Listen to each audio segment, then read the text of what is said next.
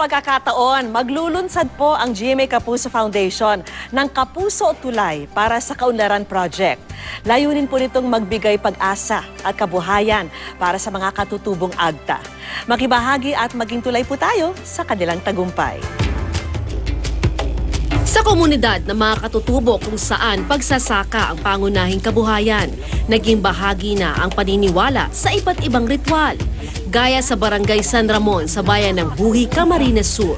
Dito may kakaibang ritual sa pagtatanim ng kamote. Hindi yun sa pagbabastos, yun talaga ang natutunan naming mga agta. Dapat ibaon yung ari natin kasama sa pagtanim para masagana yung makuha naming ani. At ang paniwala, nagre-resulta raw ito sa masaganang ani. Dinadala namin ito sa Iriga. Binibenta namin ito para magkapera.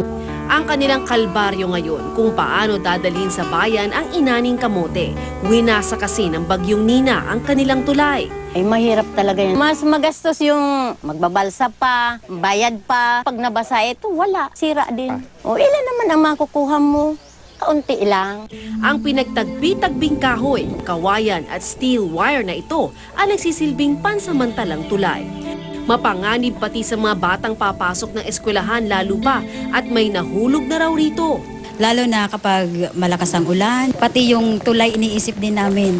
Kasi bumabaliktad siya. Tumatapak na lang po ako sa mga kable para makatawid sa kabila. At pag mali po yung natapakan ko, pwede po akong mahulog at malunod. Talagang hindi na siya safe, marupok na yung mga materials. Pwedeng maputol yung cable at makapagdulot ng mga aksidente sa mga dumadaan.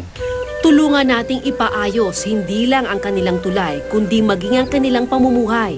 Malaking tulong po ang inyong magiging donasyon.